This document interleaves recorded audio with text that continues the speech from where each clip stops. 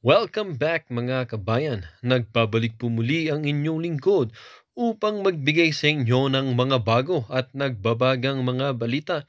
Tila ba naging mainit na usapin ang isyong ito sa mundo ng social media?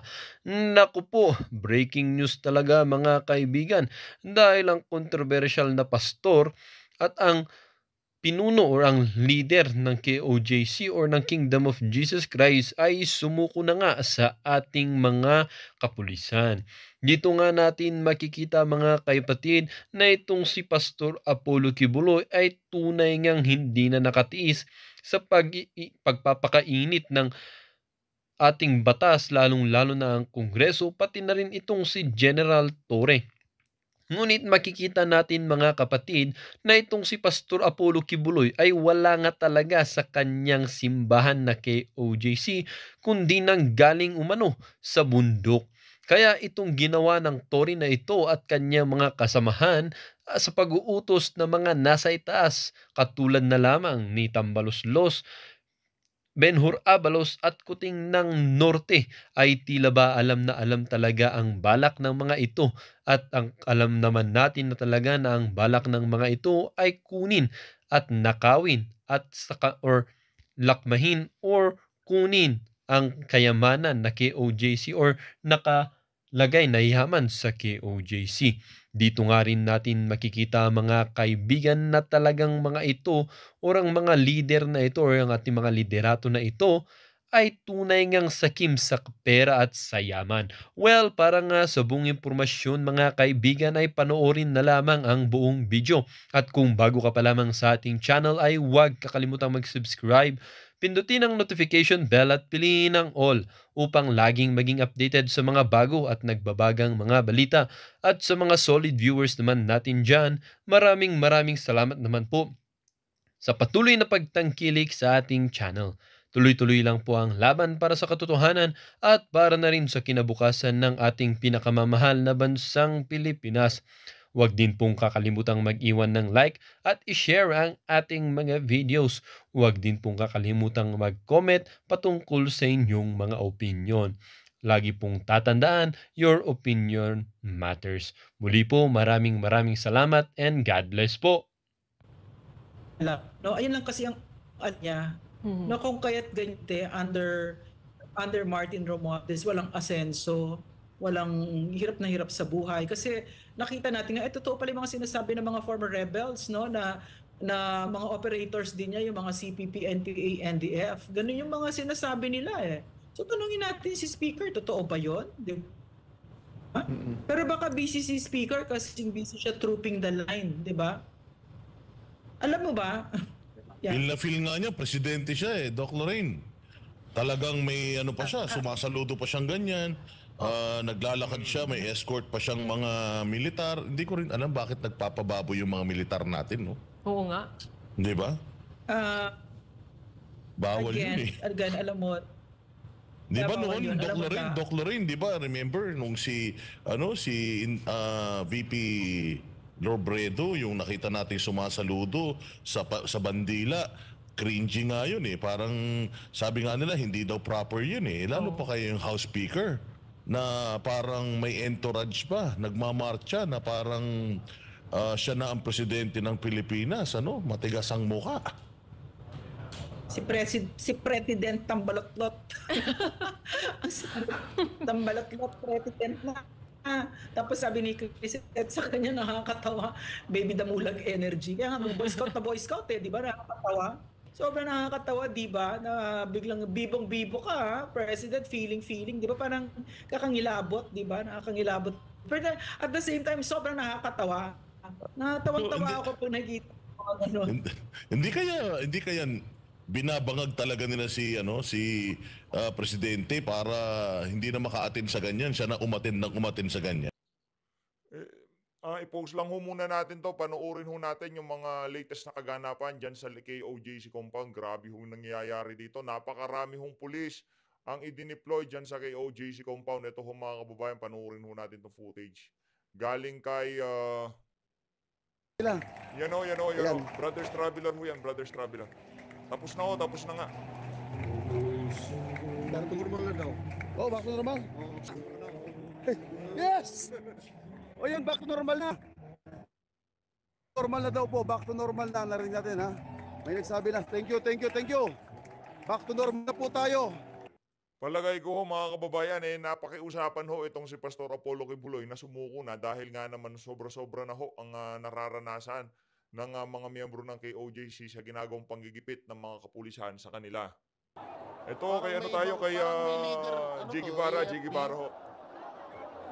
J. Guevara, kay Sir J. Guevara ho tayo. Pero umatras ang mga pulis. Nagsibalikan Ano ba, na ho sila. Nahuli na ba o hindi pa nahuli ang si Pastor Kibuloy? Kasi kalat na ho sa social media eh. Bumalik na po Meron ang mga tayo pulis, naririgan na hindi pa daw nagsiatrasan na. nahuli. Umatras na po ang mga pulis. Sana tuluyan na silang umatras. Kasi kung nahuli na ho yan, arestado o nag-surrender? Yun ang tanong eh. Pero hindi natin alam kung saan talaga sila pupunta. Oo. So, Arestado o parang umikot nag-surrender? na- Ay, iikot na sila. Ayun, pumasok na po sila doon sa Grabe ha. Papasok Arestado na ba o sila sa nag-surrender? loob ng JMC Plaza.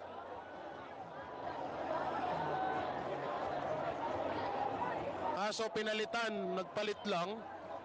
So nawala, tapos pinalitan ng mga nasa labas na pulis. Ewan ko lang kung anong hindi ko lang po alam kung anong mission nila or anong utos sa kanila. Pero nagsialisan po. Sa tingin ho natin mga kababayan, talagang sumuko yang si Pastor Kibuloy. Kung sakali man hindi ho nila nahuli, bagkus talagang sadya na hong sumuko dahil nahihirapan na ho siguro yung mga miyembro ng KOJC, no? Nagsialisan ang mga kapulisan. Yung SAP po nasa harapan pa rin pero malayo po sila sa mga tao. Yung SAP nandun sa katedral. Ayun sila, nasa katedral sila, yung SAP, yung mga pulis nagsialisan na ho. Pero hindi natin alam kung ito ba ay strategy o talagang aalis sila ngayon.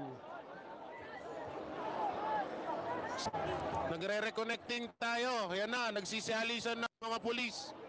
Ayan o. Lipat tayo ng pwesto, nagre-reconnecting.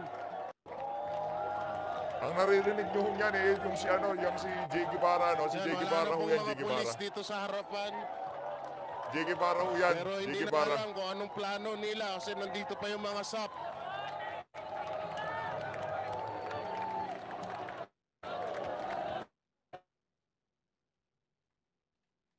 Dito, yung sa federal at yung ibang mga pulis nagsiatrasan na ho.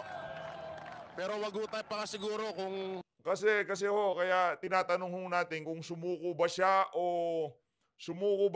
o talagang natiklo siya.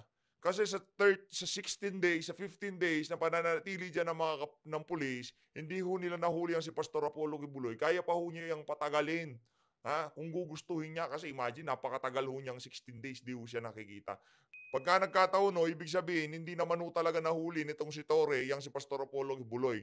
Talagang sumuko lamang ho siya sa kadahilan ng sigurong nakikita niya ng hirap na yung kanyang mga miyembro ng KOJC. ano po ang plano nila. So yung iba nagpicture-picture pa sila. Nakakakuha nyo pang magpa-picture sa ganyan. Yung ibang pulis parang masaya pa.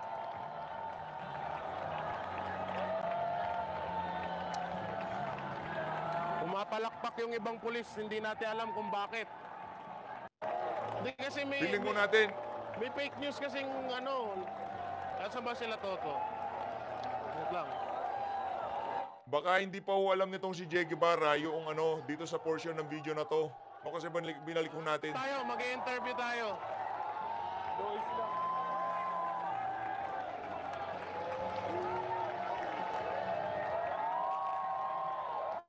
Ayan o mga kababayan, nakatutok ho lahat ng video ngayon dyan sa katedral. Ibig sabihin, nandyan talaga si Pastor Kibuloy. Kung sakali man dyan talaga nila nakita, nandyan ho pala talaga si Pastor Kibuloy. Wala ho tayong magagawa mga kababayan dahil alam naman ho natin ang plano ng administrasyon na to kay Pastor Apollo Kibuloy, no?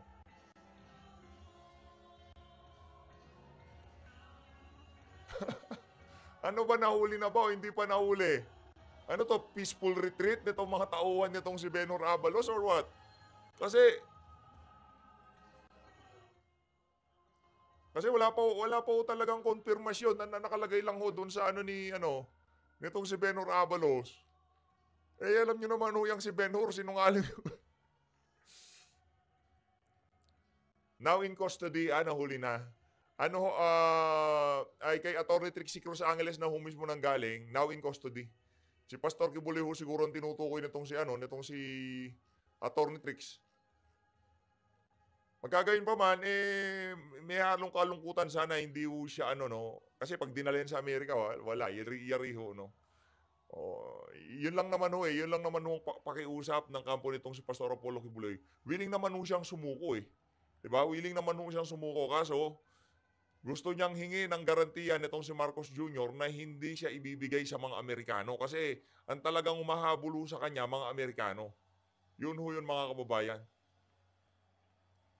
Feeling ko natin hindi yan biglaan na lang nahuli, hindi ho. Talaga hong sumuko yang si Pastor Kibuloy. Diyan sa KOJC compound, kung makikita ninyo sa ating mga TV screen, unti-unti nang lumalabas ang mga kapulisan dyan sa nasabing compound at hindi pa natin alam kung ano yung rason sa kanilang paglabas. At patuloy pa rin na nananalangin at pumupuri ang mga KOJC members dyan sa plaza ng nasabing compound. At kanina nakita rin natin, kasabay nito yung... Feeling ko mga kababayan talagang sumuko yang si Pastor Apollo Kibuloy at kumalat na ito sa mga miyembro ng KOJC. Kasi bakit napakarami hong tao na talagang nag-praise and worship dyan sa compound, no? Kung hindi nila alam itong galaw na to, yung mga mangyayari na yan dyan sa KOJC. Isinasagawa ding kilos protesta naman sa Liwasang Bonifacio na ganun din, no? Sinabayan tayo sa ating pananalangin, sa ating pagpupuri sa ating dakilang Ama na kung ano man yung nangyayari ngayon na paglabag sa batas, pangdadahas ng mga kapulisan, nananatili pong ganito ang kakalma, no? Or ganito kababait po ang mga missionary po ng Kingdom of Jesus Christ na hindi po lumaban. Ayan, nakikita po natin ngayon. Tuloy-tuloy nga. Yes, at mga kababayan, witness po tayo. Grabe po talaga yung milagro ng makapangyarihang Ama na ginawa po niya. And yung palagi po namin sinasabi dito na prayer is the most powerful weapon, mga kababayan. And kahit nga kanina mga ka-partners, yung tension din po dito sa amin sa studio ay napakataas po din mga kababayan kasi speechless po talaga sa mga nangyayari ngayon dyan sa loob ng KOJC compound. Kanina partner Carla and Almar, lalo na yung unang pasok nung live feed natin dyan, di natin mapigilan talagang maiyak din, sabayan ang ating mga kapatiran sa compound habang sila'y nananalangin at nagbibigay ng papuri sa ating daking Ama. At sa ngayon, ito sa loob po ng katedral, ayan, tuloy-tuloy po ang pagbibigay ng pasasalamat sa ating dakilang Ama. Dahil sa wakas, nadinig na rin po ang ating panalangin at yun na nga ang tuluyang paglilisan po ng mga kapulisan sa ating compound. Yan po mga kapartner, sa loob po yan ng cathedral kung saan ipinagpatuloy ng mga KOJC members ang kanilang pagpuri dahil na-access na po nila mga kapartner ang cathedral na kung saan ilang araw din na diskusyon mga kapartner makakasama natin sa gabing ito. Nasa linya pa rin ng ating komunikasyon via Zoom si Dr. Lorraine Badoy at si Sir E.B. Hugalbot, mga kapartner, nandito. Makakasama natin via Zoom din. Sir, magandang gabi at Dr. Pakinggan natin to, po. si Doc Badoy ho. Hi, magandang gabi. Hi, Hi, good Doc. evening. Magandang gabi. Yes. Yeah. Good evening, Almar, Ina, Elmer. So, Elmer, may tatanong ako kasi may breaking news daw na in-announce na na-capture si Pastor. Can we confirm that? Dr. Rain, we cannot confirm yet, no? Hinihintay pa rin po namin yung tugon ng aming lawyer, so hindi pa po namin yung masasagot. Okay. Alright. So nothing official at this point. So I was wondering if it is true. So what we're going to Ayun, si expect Doc. is for the PNP to get out of Yeah. KOJC. Correct.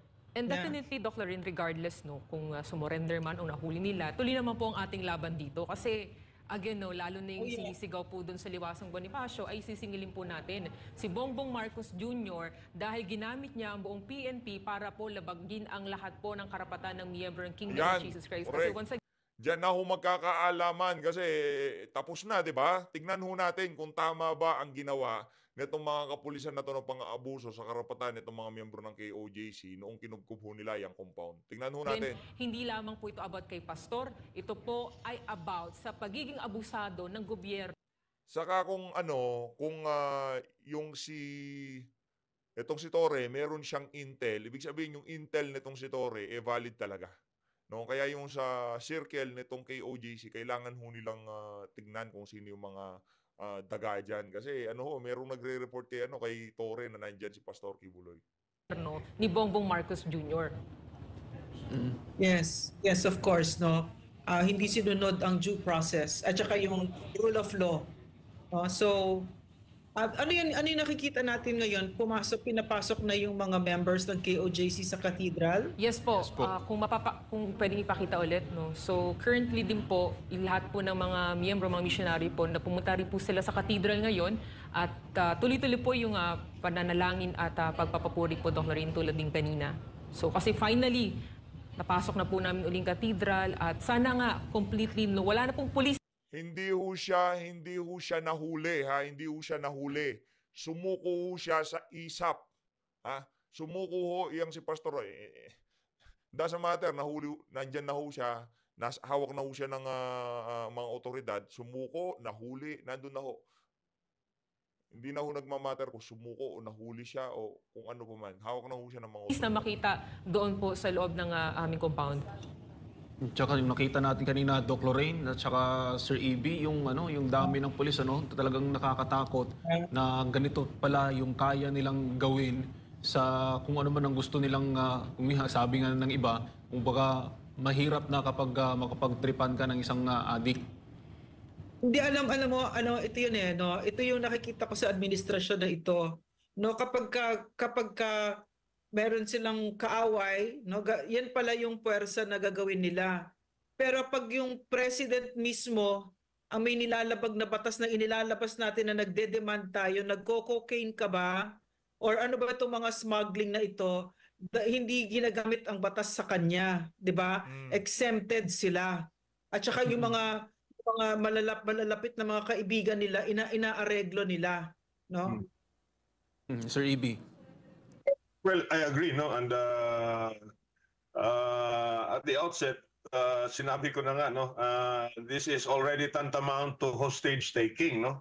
Ilang beses ko nang sinabi sa mga interview ko dito sa SMNI na ang gagawin ni Torre, yung yung exit plan nga nila is to take hostage all the members of KOJC, hoping, no, or forcing Pastor Kibuloy to come out and voluntarily surrender kahit na nga hindi pa exhausted yung lahat ng mga legal remedies na tinatrabaho ng kanyang legal counsel, no? At kung totoo man itong nangyayari na nag-surrender nga si Pastor Kibuloy at ang sabi-sabi ay doon sa ISAF nga, it means to say na wala talaga diyan si Pastor Kibuloy sa KOJC compound at failure talaga si Torre at ginawa ng talaga siyang instrumento, no, a blunt instrument of force para mapuwersa nga na lumantad si Pastor Kibuloy. Correct. Oo, at Sir EB, no, abangan lang talaga natin yung confirmation, pero ang gusto rin nating puntuhan dito, wala nang karapatan. Simula pa naman, no, itong PNP na okupahan o kubkubin itong religious compound. At salamat naman dahil unti-unti na silang umaalis dyan.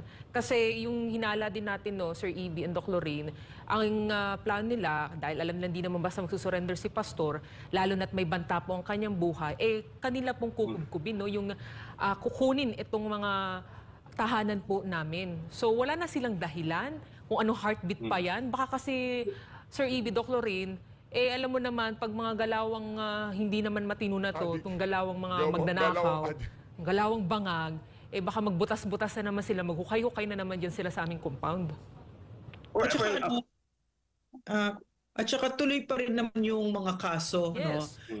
In recognition of the rule of law. Yeah. Baliktad na tayong mga mamamayan ang pinapaalala sa kanila at tayo ang magpapaisa sa buhay natin yung batas na sila mismo, ang gobyerno mismo ang nagva-violate. Yes. So tama naman yun, no? Hindi sabihin hindi naman tama yun. Ibig sabihin responsibilidad natin yon. No, ang ating hindi tayo papayag ng ating lipunan ay magiging uncivilized. Ibinabalik natin ang pagkasibilisado natin na tinanggal ni Bongbong Marcos. Napaka-uncivilized ng ginawa ni Bongbong Marcos dito. Yes. And, well, idagdag ko na lang rin, Doc Lorraine, no, Almar and Ina, na ito na nga, no, ginagawa nga nila yung napaka-blatant violation of our guaranteed constitutional rights, no, dyan sa KOJC. At whether or not nag-surrender si Pastor, nandyan pa rin yung katotohanan na ang saligang batas ay talagang niurakan nila ng todo-todo. At hindi na nga natin maintindihan na ito pang mga tao tulad ng PNP na sumumpa na protektahan ang mga karaniwang mamamayan ay siya pang nag-violate ngayon. And tuloy pa nga rin yun ang ikinagbabahala ko lang nga na baka nga meron na naman silang ibang kasong isasampa at magiging excuse na naman din yan upang ipagpatuloy nila yung ginagawa nila dyan sa kingdom. Yan ang dapat pantayan. Correct. And Sir Ibi, Doc Lorraine, mga kapartner, no, makakasama din natin via Zoom si Sir Jay Sonza. Sir Jay? Magandang gabi sa inyo, magandang gabi Doc, magandang gabi sa iyo Ibi. Magandang gabi po sa inyong lahat. Sir, paunang anong reaction mo ngayon, no, dito sa paglayas na nga ng mga kapulisan, no, matapos talaga yung tapatan yung pagdarasal, talagang taimtim na nahakbang ng mga missionary ng Kingdom of Jesus Christ. It's a long overdue, no? Yung kanilang, kung talagang lilisanin na nila ang KOJC Religious Compound, alam naman natin from the very start, illegal yung kanilang invasion, occupancy, at saka yung desecration nila sa place of worship, no? Illegal talaga, illegal. Illegal. Ano tawag ito? Halos wala nga tulog lahat ng mga tao dito sa Davao. Gawa ng kagabi pa natin natanggap pagkatapos ng kanilang command conference na lulusob sila. Primero, ang kanilang target was 12 o'clock kagabi. Tapos, minove nila into 5 o'clock in the morning. So, apparently, kulang yung nila, yung kanilang pagpaplano siguro.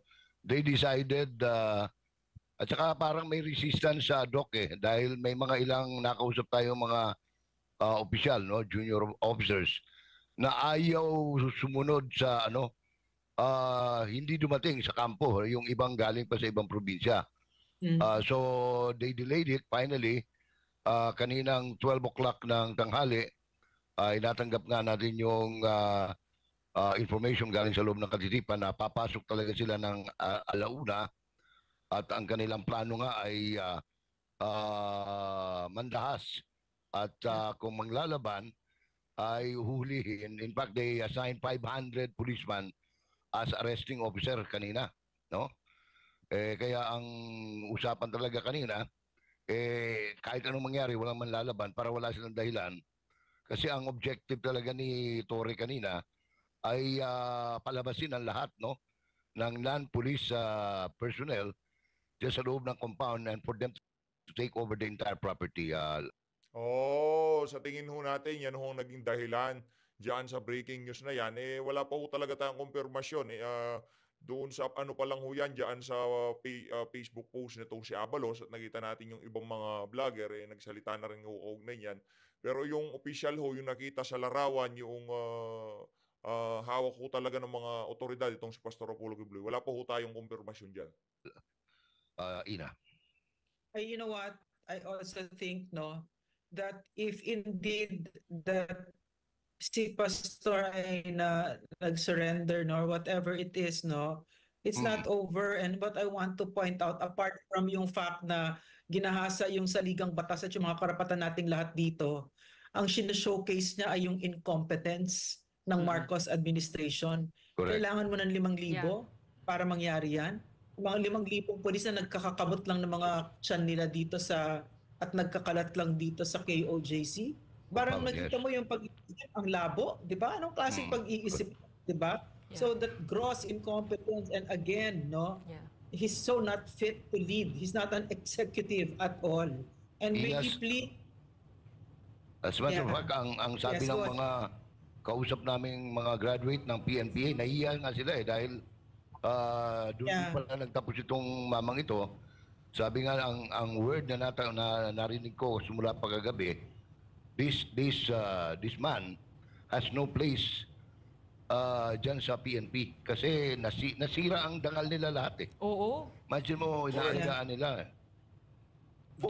Boss Jay, Doc Lorraine, Ina and Almar, maidagdag ko lang rin ang sinabi ni Doc Lorraine kanina na incompetence of this government. Pero makikita mo rin the audacity of General Torre na matapos yung Senate hearing, nag-press con pa siya at he was threatening to do what he would have did kanina. With more impunity. With impunity, the audacity, which proves na yung mga orders sa kanya ay galing sa pinakamataas na posisyon sa gobyerno, all the way to Malacanang. Tsaka hindi na mabubura, Sir AB, Sir Jay at Doc Lorraine, hindi na ito mabubura sa kasaysayan kung gaano sila kabastos, yung konstitusyon, hindi nila nirespeto, yung karapatang pantao, talagang sinaula nila yung ating mga kababayan dyan sa... Itong si Ma'am Pam, talagang ramdam ho natin ang galit niya dito kay Benhur Abalos. Teka lang ho mga kababayan. Sang-ayon naman ho tayo dito sa sinabi na to. Talaga na mga masyado hong paepal ngayon itong si Abalos, no. Yung pagiging grabber ho niya talagang nagsusumigaw diyan sa pag-surrender linawin ho natin. Pag-surrender ni Pastor Apollo Kibuloy. Ibig sabihin kung ayaw niya magpakita, hindi ho talaga siya magpapakita. Kaso, kagaya na lamang ho nung nakarating sigurong intel sa kanila na talagang susugurin ang buong compound at paalisin lahat ng hindi police dyan sa compound. Yun na ho siguro naging, naging deciding moment nga kay Pastor Apollo Kibuloy para sumuko na. No? Sa Davao City, dyan sa KOJC. Yes. Yes. Go ahead, Doc. Nalulungkot ako talaga ngayon. Nalulungkot ako kung totoo yan, kasi pero sa isang banda rin, matetest ulit natin ngayon, yung extraordinary rendition. Bibigay niyo ba si Pastor sa Amerika, 'di ba? Tingnan natin kung ano ang mangyayari dito. Kaya let's just move forward kung totoo ito, and let's see. Now there's more that's going to be, meron rin sinasabi more will be revealed. Yes. Right. More will be revealed. So let's see. On the other hand, Doc Lorraine, Sir EB, and Sir Jay, itong mga pulis naman na destiny dito sa ating compound, I'm sure iba na ang pananaw nila sa ating gobyerno ngayon at sa amin din po dito bilang mga missionary. I mean, sa kabuuan, di ba? Sila mismo naging witness din kasi. Ito na nga, Ina, Almar, Doc Lorraine, and Boss Jay, ang nangyayari sa QJC, hinubaran, the government, the administration of Bongbong Marcos has been stripped naked of what it truly is, At alam ng mga kapulisan natin yan, alam na yan ng milyon-milyon na Pilipino na nagmo-monitor at nakapanood sa mga pangyayari dyan, Again, if there is a silver lining, ito na nga, you were made, the KOJC members and the KOJC itself and Pastor Kibuloy, kayo yung ginawang sacrificial lamb, kayo yung ginawang instrumento para mamulat, no, ang buong bansang Pilipinas. At yun na nga ang mga nasa institusyon natin katulad ng PNP at AFP, na ang gobyernong ito ay ginagamit silang instrumento sa pamumulitika nila at yung hangarin nila na magpatuloy ang kanilang rehimen hanggat kung saan gusto nila. Alam mo maraming na-reveal dito, no, na mahalaga na hindi na dapat ito natin makakalimutan, no. Hindi na makakalimutan kasi digital is forever. So hindi makakalimutan ng tao yung si Bongbong Marcos, sinasabi niya na walang baril, walang tear gas, walang karahasan na nangyari. So, nagpapasalamat tayo sa event na ito, no, na nangyaring ito kasi lalo pang nahubaran ang isang pangulo na hindi na talaga namumuno, di ba? He's so out of touch. At saka the people around him very clearly don't already include him, di ba? He is so out of it, di ba? And now that we saw a very clear picture of how this government is being run. It's certainly not being run by people who are elected by the people. Okay, so, well, in the case of Bongbong Marcos, honestly, no, in the case of Bongbong Marcos, what's it gonna look like though if he was the one running? I don't think it's gonna be any better. So that's beside the point.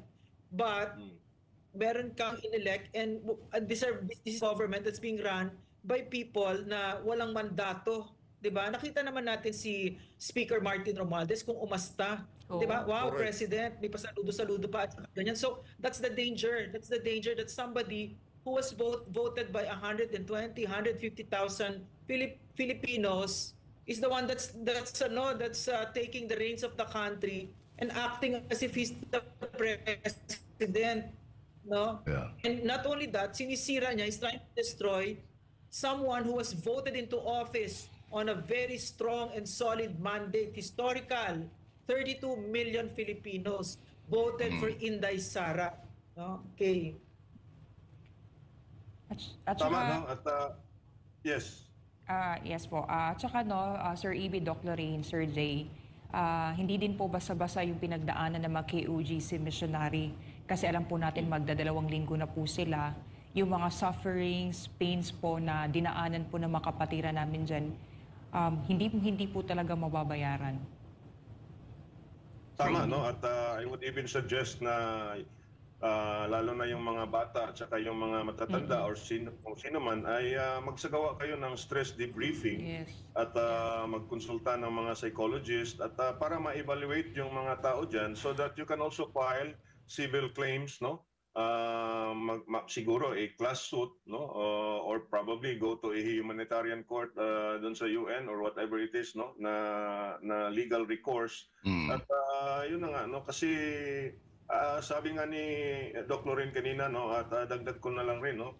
It seems na